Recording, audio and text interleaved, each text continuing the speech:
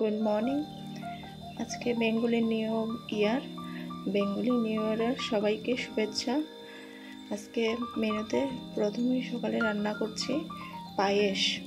পায়েসের জন্য এখানে দুধ গরম বসিয়ে দিয়েছি। এখানে আছে চাল আর কিশমিশ, চিনি, গুড়, এলাচ, এগুলিও দেব। প্রথমে চালটা দিয়ে দেব, তারপরে চিনি দেব। একটু হয়ে গেলে আমি দেখাচ্ছি ভিডিওটা। পুরো 80% হওয়া শেষ।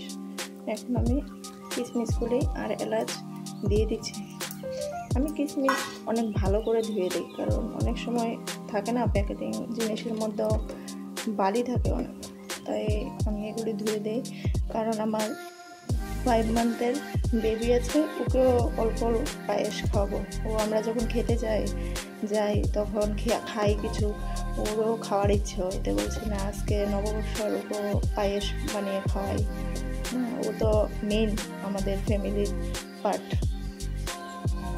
আর এখানে ডাল রেডি করে রেখেছি, ডালের মধ্যে লবণ দিয়েছি। ডালটা বসিয়ে দেবো। ডাল, আমার মেয়ে ডাল ছাড়া ভাতই খেতে পারে না। যতই মাছ, মাংস, ডিম হোক না কেন, ওর ডাল লাগবে। প্রথমে বলবে, মা ডাল রান্না করেছো? আমার পায়েস রান্না পুরোপুরিভাবে হয়ে গেছে, কমপ্লিট। এখন উঠবে সবাই উঠলে পায়েস আর মুড়ি খাবে।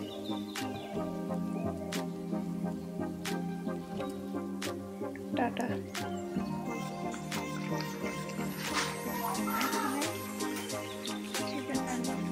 আজকের মেনুতে কী কী আছে দেখুন।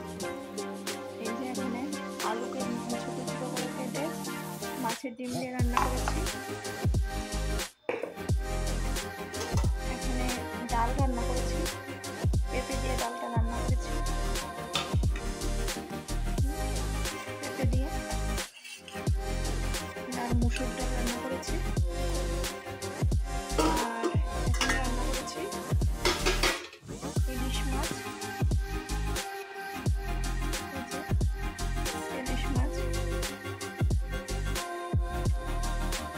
সর্ষা দিয়ে রান্না করেছি, সর্ষার। আর এখানে হলো চিকেন, এটা হলো দেশি মাংস রান্না করেছি। আমার মেয়ে লেগ পিস খায়, তাই বাজার থেকে চিকেন আনলে তখন লেগ পিস দিয়ে মাংস এভাবে করে আনতেই হয়। আমার বেশি ভালো লাগে না খেতে। আর এখানে রাইস, এখানে ফ্রাইড রাইসের চাউলেই রান্না করেছি। এটার মধ্যে সাদা ভাত রান্না করেছি, কারণ এত গরম পড়েছে।